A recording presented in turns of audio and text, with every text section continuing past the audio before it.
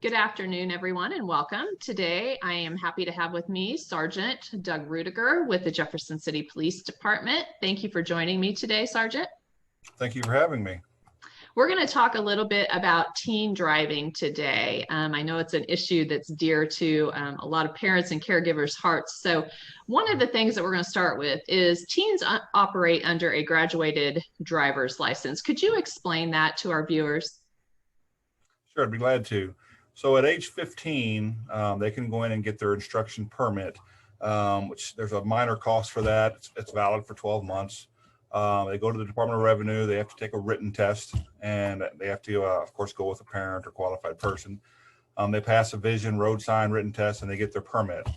And so when they're 15, they can drive, pardon me, they can drive with, of course, a parent, grandparent, qualified person in the seat next to them in the front. What's really important to note, I'm gonna note it early on, and I'll probably repeat it because it's worth repeating. Throughout the entire GDL or graduated driver's license, whether it's a permit or when they actually get their license, one of the biggest things that I see as a safety factor for teens is that everyone has to wear a seatbelt in the car for their license to be valid. And that, it's a little bit different than the normal seatbelt law that we have. When you have a graduated driver's license or permit, everyone in the car, no matter where they sit, how old they are, who they are, has to wear a seatbelt for that teen driver's license to be valid. So we run across a lot of teens, we stop them and they don't know that. And I don't know why, but so this is a great opportunity to push the message, to wear the seatbelt and make sure everyone in the seatbelt or in the car wears a seatbelt. So you can get that when you're 15. At age 16, and some choose to not get a permit till they're 16. There's a few things are just a little bit different, but they can get it at 15. Some wait till they're 16. Not like when we were young. At 16, we were getting that license and going. But so at age 16, again, they can get the permit. They again have to be accompanied by a parent, a legal guardian, or qualified person, maybe like a driving instructor, someone like that. The seatbelt restriction still applies. Now, to move from a permit to an actual driver's license, okay, you have to be at least 16 to get your actual driver's license, the graduated driver's license. And you have to have had a permit for a minimum of 180 days prior to that, 182 days. So until they go get a permit and drive at least 6 months, they have to do that before they can get a graduated driver's license. So we've kind of stepped up now into the intermediate license. And let me back up a little bit before you get to that. With their permit to graduate to an intermediate license, they have to have driven at least 40 hours during the day, receive 40 hours of instructed qualified driving, and with 10 hours, at least 10 hours of that being at nighttime. That's a requirement now. Whether a parent wants to keep that log or not, I don't know that the Department of Revenue actually asks for the log, but they will ask a parent or to sign off saying that they have received that kind of training. So once they step up to the graduated driver's license, again, more restrictions. Now they can drive with their license and with persons other than parents, grandparents, legal guardians. Now they have an actual driver's license. The seatbelt restriction still applies. And again, I'll harp on that. That's one of our biggest things. The best way to save a life is wear a seatbelt. And, we talk about role modeling maybe a little later on, but it's a good spot just to throw that out there as being a good role model is when you get in your car and you're the driver, you are in charge. And if someone in your car won't buckle up, don't drive. Tell them to get out. I mean, they have to buckle up. At one, for your license to be valid, they have to buckle up. And it's for their safety. So those are the two reasons. You're in charge. You're the driver. So make sure everyone's buckling up. Moving along with the intermediate license. Again, now when they go get that, they're going to have to take a road test. They're going to have to pass the road, the sign, the vision. They're saying the written test. They're going to have to take a road test. And once they pass that and they get their driver's license, everyone's got to wear a seatbelt. They do have some restrictions on their passengers and how many people they can have in the car. So for the first 6 months of their intermediate driver's license, they are restricted to only no more than one person who's under 19 years old and who's not a member of their immediate family. So only one of their friends can ride with them if they're not part of their immediate family for that first 6 months. The second 6 months, then that's moved up to 3. So they can have up to 3 persons who are not part of their immediate family, who are under 19 years old. And there's a reason for that. Obviously, we know that the reason for that is for distractions.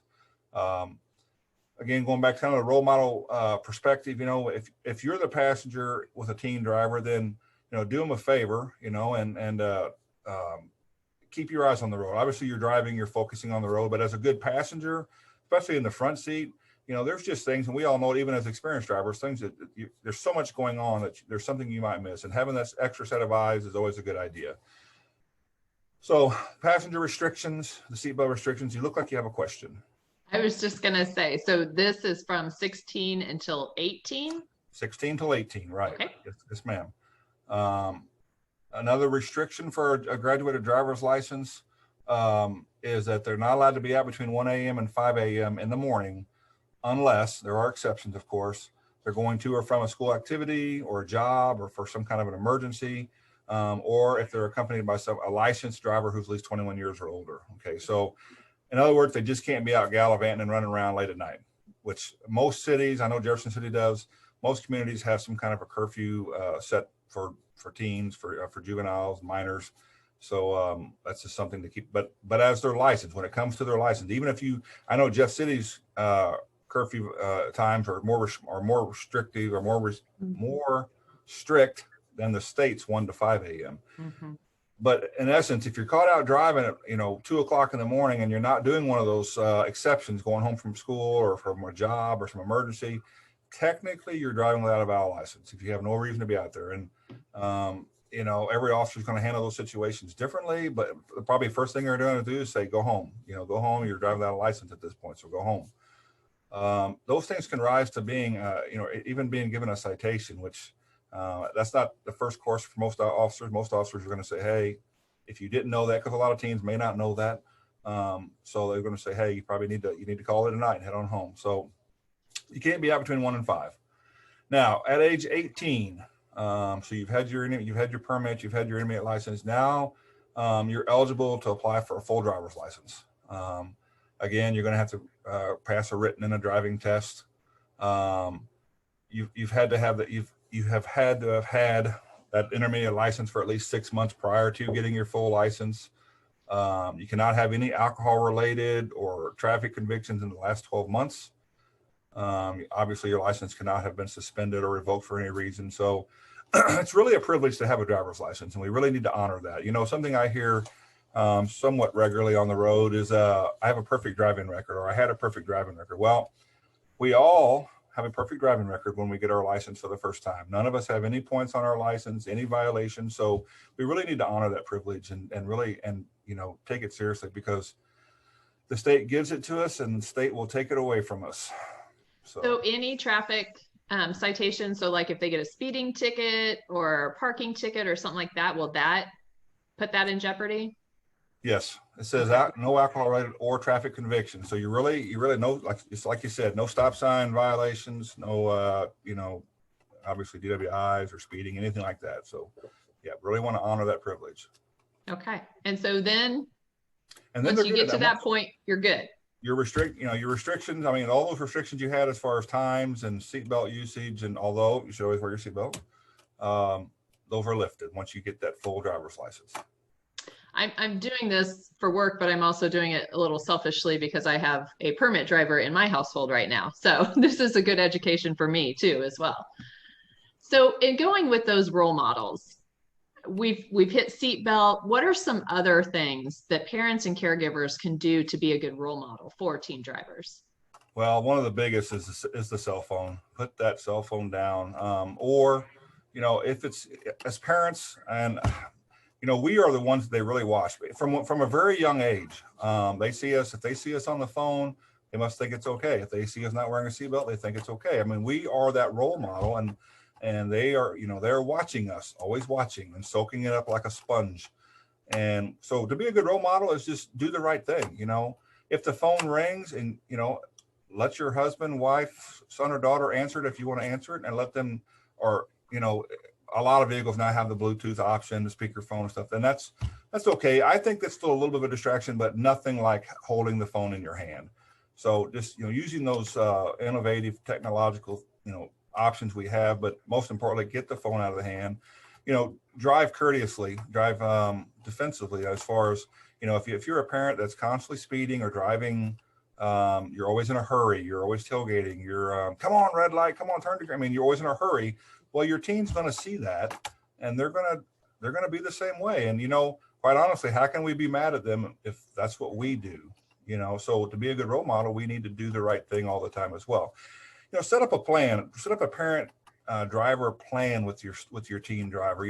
They need to know up front what the consequences are if they, don't follow the rules. I mean, we all live in a world of rules and laws, and so a parent should say, hey, if this happens, if you do this, this is the consequence of your decisions, and stick to those. And if you have that agreement up front, you've talked about it, you've sat down at the table, you've went back and forth, and you've come to that agreement, then there's no being blindsided whenever they come home after their curfew, or whatever the parents set up with. Is just making those rules and sticking to them. I like that. I know some parents even like write up a contract that each party signs too, and then, like you said, it's all laid out, and so there's no gray area. It's all black and white. That's right. You lay it out in the very beginning, and that's right. There's no ambiguity, as they call it. There's no, well, I didn't know that. Well, you did. You signed it right here. Right. But the parents need to stick to those too. I mean, again, role modeling, I just can't stress that enough. I mean, it's so hard. I have 4 grandsons, and the phone rings, and you want to grab it, but you don't. You just let it ring, or my wife will get it, or we'll just let it go, and I'll get it later. It's not that important. Right. And I'm pretty sure I'm going to ask a final question. I'm pretty sure that I know the answer to it, but what the biggest thing, the one thing that you would say, do this to a teen driver? To a teen driver, gosh, one thing. Yeah. Buckle up. I mean, I know I've been doing this a really long time, and I've heard everyone has that story of that family member or friend that unfortunately was injured in a crash or worse, and or survived a crash, because I've had those too, where if they would have been buckled, they would have died. And I get that. I totally get that. But those are 99.9% of the 25 years I've been working crashes, I've seen so many where if they would have just buckled up, they'd be here today, or they wouldn't have these lifelong injuries that they're suffering from. So if I had only one thing to say to a teen driver, I would say buckle up. Now, there's a lot of other things, but there's one, I would say buckle up. It's one, most importantly, it's for your safety, and 2, it is the law, of course. Right, exactly. Well, thank you so much for joining me today and giving all this information. It's, like I said, so valuable for us parents and caregivers. I appreciate it. I'm glad to have done it.